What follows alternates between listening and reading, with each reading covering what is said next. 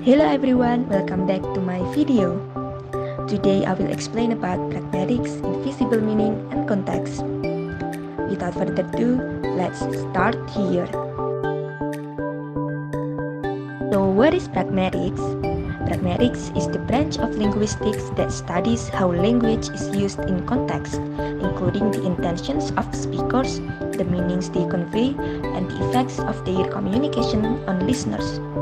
It deals with the ways in which context influences the interpretation of language beyond the literal meaning of words and sentences. Invisible meaning in pragmatics refers to the study of how we recognize the meaning intended by a speaker or writer, even if it's not explicitly spoken or written. It relies on shared assumptions and expectations between the speaker and the listener, as well as the context in which the communication takes place. Heated attendant parking. In pragmatics, heated attendant parking is an example of how the meaning of a phrase can be inferred beyond its literal interpretation. In literal interpretation, the phrase can be taken literally to mean that the attendants are heated, possibly implying that they are warm or cheerful due to some external factor. This interpretation is based on the words in the phrase and their meanings. However, the more likely interpretation is that the phrase refers to a parking area where attendants are available to assist with parking, and the area is heated for the comfort of the drivers and their vehicles. This interpretation is based on the context in which the phrase is used, including the physical location and the expected services provided by the attendants. Let's move to context.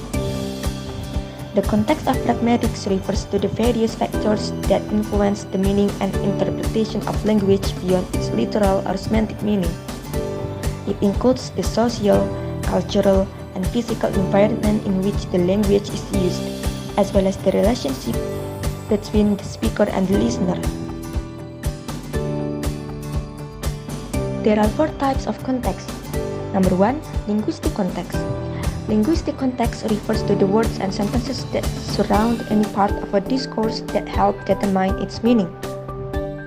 For instance, if someone says, "I'm going to the bank," the context or the surrounding words helps to clarify whether they mean a financial institution or the side of a river. Number 2, physical context. This involves the objects, location, and time of the communication. For example, the word bank in "I'm going to the bank" can refer to a financial institution or the side of a river, depending on the physical context. Number 3, social context.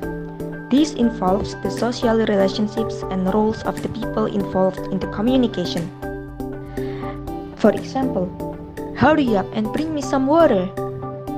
If this request comes from a son to his father, it may become inappropriate because he could ask more polite, like, "Would you mind getting me some water, Dad?" But if the request comes from a father to his son, it may become appropriate.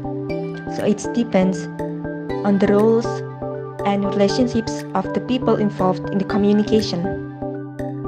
And the last is epistemic context. This refers to the shared knowledge and assumptions between the speaker and the listener. For instance, there is a conversation between person A and person B. Person A: "Have you seen Jack?" Person B: "The red car is across the street." This piece of conversation seems incoherent. However, if we know that the speaker A and the listener B know that Jack has a red car, then the conversation would seem coherent and can be easily understood. And this will be the end of my video. I hope the video is useful, and thank you for watching.